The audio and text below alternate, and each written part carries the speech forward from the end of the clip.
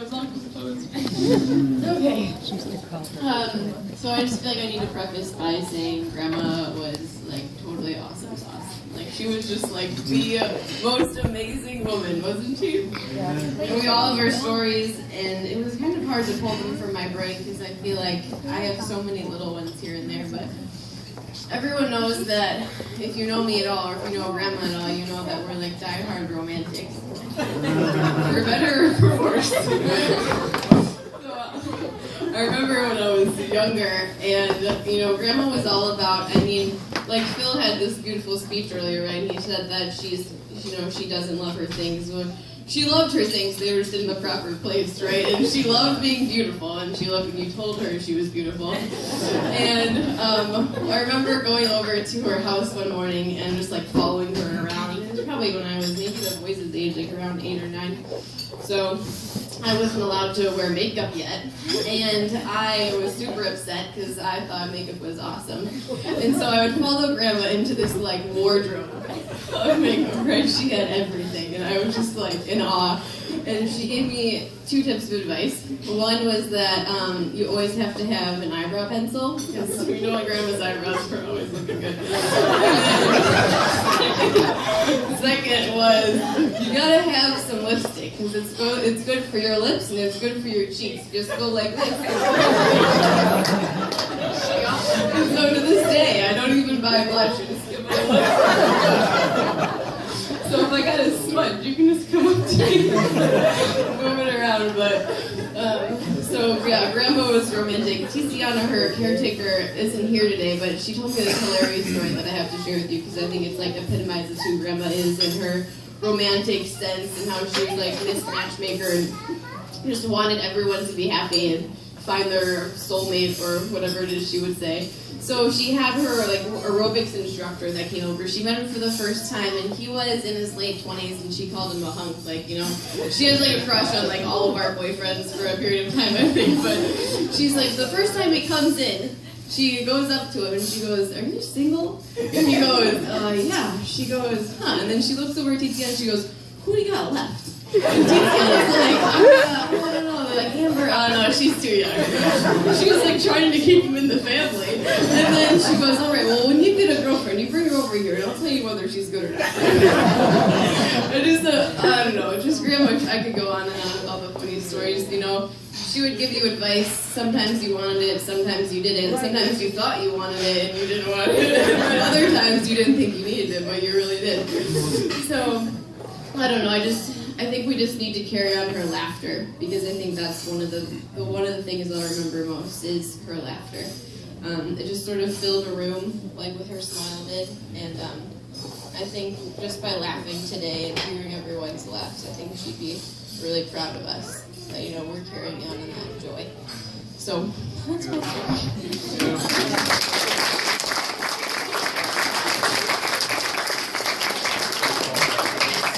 I remember the girls going out with Mom one day. I think it was at McDonald's or something like that. Burger King. And, my mom was a woman of dignity, And they're sitting across the table, and there's this lady sticking a big old Whopper in her mouth, And my mom goes, "See, girls, see what she's doing? Never do that. In 4 quadrants, and you eat little pieces." So she was always taking a moment to teach them how to be little women, And they always Grandma always talked about virginity. You gotta get over this too.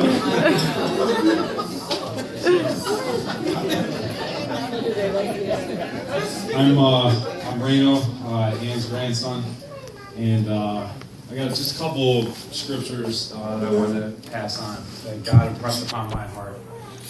I appreciate all the lightheartedness and just all the joy, and that's a testament to Grandma and just kind of who she was.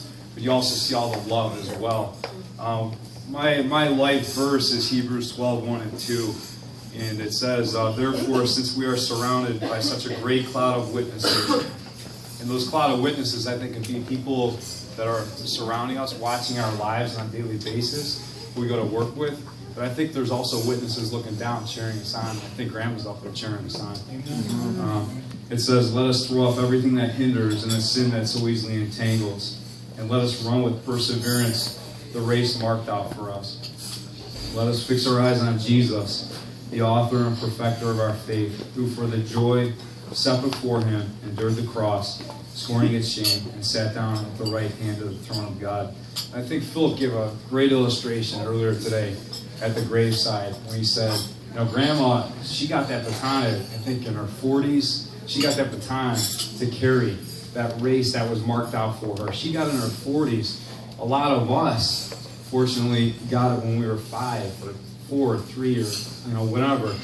We got that baton. But I think there's just a charge to all of us to run with perseverance that race that God has marked out for us. And he's got great things for each and every one of us. Secondly, I just wanted to say a week ago, I got a call from my parents. I think it was from my dad last Thursday night. He said, Grandma's not doing so well, and we don't know how long it's going to be. And so that next night, which was last Friday night, I had to work an event, and I was selling tickets at this event. It was a ball to raise money for cancer. And so I was selling tickets. I was interacting with a lot of different people. There was 300 plus people at this ball. And I got the opportunity to come across a couple, and I introduced myself. I said, "Hey, my name is Rano Mariotti, blah blah blah," and they bought tickets. But anyway, they said, "Mariotti, wait," they said, "Are you related to the people who own Woodland Windows and Doors?" I said, "Yeah, I'm a son of one of the owners." They said, "Really?" They said, "You know, we used to go to your grandparents' Bible study back at their house like 30 years ago." Gosh. And I thought that was just a testimony to me, and I shared that, and I believe Grandma heard it at her bedside Friday night after I got there. That was a testimony to me that how many people have they impacted that are out walking the streets out there, that because they opened their home, you know, they just loved on people.